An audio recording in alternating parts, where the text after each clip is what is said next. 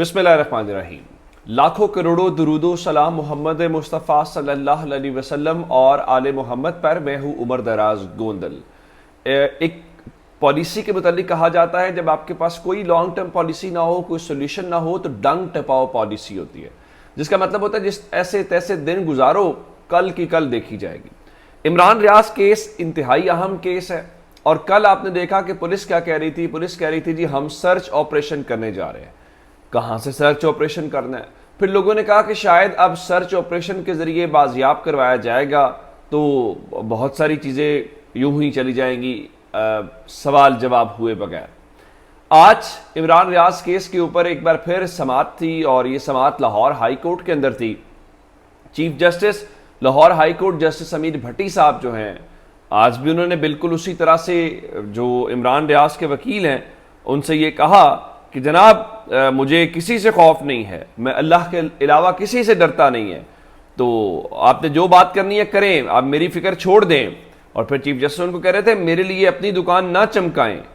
उनके वकील ने बड़े सादा से सवाल पूछे कि आखिर क्या वजह है कि किसने जेल खाना जात को या जेल के हुकाम को कहा कि रात के उस वक्त इमरान रियाज को रिहा किया जाए। एक बात।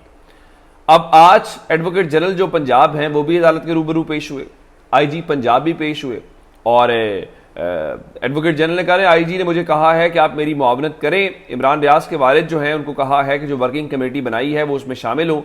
इसमें कोई शक नहीं है कि इमरान रियाज पाकिस्तान के नामवर सहाफ़ी हैं। वजारत दिफा के पास इंफॉर्मेशन है जो शेयर करनी है, और जिस पे वजारत दिफा के नुमाइंदे ने कहा कि हम सब एक पेज के ऊपर कोशिशें जारी हैं। इमरान रियाज के वकील ने बहुत सादा सी बात की और कहा कि देखें हमारा सब्र जवाब दे रहा है, और अब इस बात को 1 महीना होने वाला है ज़ाहिर है। अब राइट नाउ सिचुएशन ये है कि अदालत ने ये कहा है कि जो इमरान रियाज के वालिद साहब हैं वो जो इस वक्त उनको कहा गया है कि आप जो पुलिस की वर्किंग कमेटी है वहाँ पे जाएं, अपने तहफ़्फ़ुज़ात बयान करें। फिर आईजी साहब ने फरमाया चूँकि उन्होंने कल इस्लामाबाद जाना है तो इमरान रियाज के वालिद से रिक्वेस्ट है कि वो आज ही उनसे मिल लें। ये है संजीदगी का आलम, ये है चीज़ों को सॉल्व करने का एक आलम। उससे आप अंदाज़ा लगाइए कि होना क्या है, हो क्या रहा है। अब अदालत उठ गई है और अमली तौर पे लग रहा है जैसे इमरान रियाज का केस बंद हो गया है। इमरान रियाज के केस को मैं बंद करने की क्यों बात कर रहा हूँ? क्योंकि फ़िलहाल अदालत ने यही कहा है कि समाअत आइंदा हफ्ते तक मुलतवी कर दी जाती है। केस बंद होने का मतलब ये है कि आप मुसलसल कोई प्रोग्रेस नहीं देख रहे। रिमार्क्स देने से इमरान रियाज साहब रिहा नहीं होंगे, बाजियाब नहीं होंगे, घर वापस नहीं आएंगे। ज़ाहिर है कुछ इक़दामात उठाने पड़ेंगे, किसी को नॉमिनेट करना पड़ेगा या किसी को कटहरे के अंदर खड़ा करके सज़ा देनी पड़ेगी। अगर पंजाब की सबसे बड़ी अदालत का जो जज है वो अभी तक किसी एक शख्स को इस बारे में नहीं कर पाया, और सिर्फ वो आते हैं बयान रिमार्क्स देते हैं और वो कहते हैं मैं किसी से डरता नहीं हूँ, तो उसके बाद चले जाते हैं, तो यूँ तो इमरान रियाज साहब बिल्कुल भी बाजियाब नहीं होने वाले। और इस दौरान अब मैं आपको सिर्फ इमरान रियाज की बात नहीं बताना चाहता कि आप ये कहें कि इमरान रियाज जो है, ये जिस तरह मैं कहता हूँ कि चिराग सबके बुझेंगे हवा किसी की नहीं है। देखा आपने कि जो परसों रात है कैसे नदीम अफजल चंद के वालिद को और हमाद अजहर के वालिद को तो फिर शोर मचाया कि अचानक लोगों को लगा यार ये 75 साल और 82 साल के बुजुर्गों को इस तरह से ले जाना ये तो बहुत गलत एक वो हरकत है।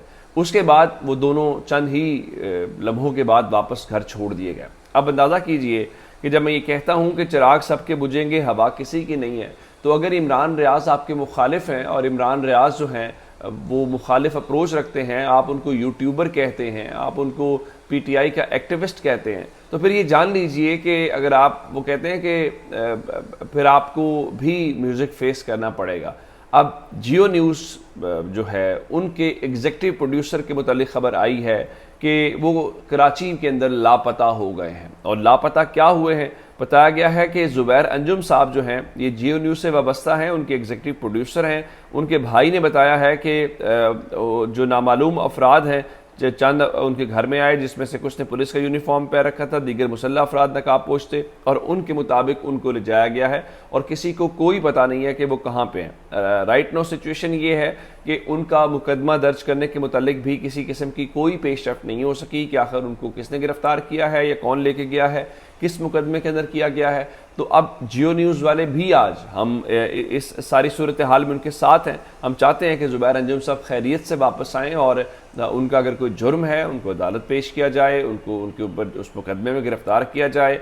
लेकिन इस तरह से उठाया जाना, मैं हमेशा कहता हूँ कि किसी भी आम शहरी की इस तरह से चले जाना या गायब हो जाना, ये बुनियादी तौर पे इस मुआशरे की, निज़ाम की, रियासत की, हम सब की एक नाकामी है कि हम एक निज़ाम इंसाफ नहीं खड़ा कर सके और हम जो है वो इस तरह से मसलों के हल निकालना चाहते हैं। अब ज़रा अंदाज़ा मजाक का लगाइए कि इमरान खान साहब जो हैं वो आज ज़िले शाह के केस के अंदर पेश हुए लाहौर हाई कोर्ट के अंदर, और उनकी ज़िले शाह के केस के अंदर जो ज़मानत है वो कन्फर्म हो गई है, जिसके बाद वो वापस ज़मान पाक चले गए हैं। लेकिन आज हुआ क्या, ज़रा मैं आपको सीरियसनेस का अंदाज़ा लगाना चाहता हूँ। फ़हीम अख्तर मलिक साहब ने रिपोर्ट किया कि पीटीआई का जो ममनुआ फंडिंग केस है वो इलेक्शन कमीशन ऑफ पाकिस्तान के अंदर चल रहा है, और अनवर मंसूर साहब ने एक मौके के ऊपर जब ये कहा कि इस वक्त एक सियासी जमात पे ज़मीन तंग कर दी गई है, अब इलेक्शन कमीशन जो है उसका काम सियासी जमातों को प्रोटेक्ट करना है, तो आपको पता है इसका जवाब क्या मिला? इसका जवाब ये मिला, उनके मुताबिक चीफ इलेक्शन कमिश्नर ने तारीखी रिमार्क्स दिए और कहा कि पाकिस्तान में सियासी जमातों पर ऐसे हालात आते रहते हैं, इस पर बहुत ज़्यादा परेशान होने की ज़रूरत नहीं है। बिल्कुल ठीक है, परेशान होने की हमें ज़रूरत है भी नहीं है। ये हालात भी आते रहते हैं और पाकिस्तान के अंदर जो पॉलिटिकल पार्टीज़ हैं उनको तोड़ा भी जाता है, उनमें से ग्रुप्स भी बनाए जाते हैं और नई से नए तजर्बात जो है वो भी किए जाते हैं। तो अगर तहरीक इंसाफ के साथ इस बार टूट फूट हो गई है, उनके लोगों को जो है वो तोड़ा जा रहा है या उनकी लीडरशिप को, तो क्या इसमें कबाहत वाली बात है? पहले नहीं होता रहा, आइंदा भी होता रहेगा और यही चलता रहेगा। उसकी वजह यह है कि आप उलझे रहे, लेकिन एक बात याद रखिएगा कि अगले साल पाकिस्तान ने तकरीबन कोई 25 अरब डॉलर जो है वो दुनिया को रिटर्न करने हैं। वो 25 अरब डॉलर कहाँ से आएंगे, ये मुख्तलिफ मत के अंदर हमारा है और हम इस बात के ऊपर अभी तक खुश हैं कि हमने इसको गिरा लिया, हमने उसको गिरा लिया, लेकिन वो 25 अरब डॉलर कहाँ से आप अरेंज करेंगे, इस बात का किसी को कोई अंदाज़ा नहीं है। और अभी आप IMF का इस प्रोग्राम का जो 9th रिव्यू है वो भी नहीं करवा पा रहे, और अब ख़बरें मीडिया के अंदर ये चलवाई जा रही हैं जी वो असल में जो 9th और 10th रिव्यू है वो एक साथ होगा, और कहा है वज़ीर आज़म ने कि IMF से मुतल्लिक रवां माह अच्छी खबर मिलने की तवक्को है और पाकिस्तान ने IMF नवे जायजे की तमाम शराइत मुकम्मल कर ली हैं। बिल्कुल ठीक है, आप ये काफ़ी महीनों से यही बात करते आ रहे हैं कि इस महीने अच्छी खबर मिलेगी, इस महीने अच्छी खबर मिलेगी। सवाल सिर्फ इतना है कि एक जानिब आप कहते हैं कि हमने तमाम शराइत पूरी कर ली हैं, IMF हमारी बात नहीं सुन रहा, वो पॉलिटिकल एजेंडे के ऊपर है, तो फिर हम भी नहीं कहेंगे। दूसरी जानिब आप ये कहते हैं कि जनाब देखें वो अच्छी खबर आ रही है, तो उनका ना पैकेज देना अच्छी खबर है या उसका आना एक अच्छी खबर है, ये हमें इस चीज़ का अंदाज़ा लगा लेना चाहिए। गवर्नमेंट के पास कोई पॉलिसी नहीं है, क्लूलेस गवर्नमेंट है। और वही बात मैं कह रहा हूँ कि अगर आपने मिसाल के तौर के ऊपर ये कर भी लिया तो अगले साल आपका फिर यही हाल है, 6 महीनों की गेम है, क्या आप कर लेंगे? एक खबर जाते जाते आपको उससे अंदाज़ा संगीनी का होगा, लेकिन हम समझ नहीं पा रहे वो खबर क्या है। हम न्यूज़ ने रिपोर्ट किया है लाहौर के मेयो अस्पताल में टेस्ट किट्स ख़त्म हो गई हैं, जिसके बाद किसी भी किस्म का कोई टेस्ट नहीं हो सकेगा। यानी गरीब आदमी जहाँ पे कुछ सस्ते में जिस भी क्वालिटी का जिस भी तरह का इलाज करवा पाता है, अब वहाँ पे टेस्ट किट्स ख़त्म हो गई हैं। लेकिन आप देख लीजिए जो मुख्तलिफ अरकान असम्बली हैं उनको तरक्याती फ़ंड्स मिलेंगे, इसलिए मिलेंगे उन्होंने हलकों में जाना है, उसमें से बहुत सारे लोगों का रोज़गार रिस्क वाबस्ता होता है, लेकिन जो गरीब आदमी है, जो आम आदमी है, जो आम पाकिस्तानी है, उसके लिए वसाइल का। और ये इस किस्म की खबरें हैं, पेशावर BRTG नहीं चल रही, वहाँ पर अस्पतालों के मसाइल हैं, तो ये मसले तो चलते ही रहेंगे। अपना बहुत सा ख्याल रखिएगा। खुदा हाफिज़।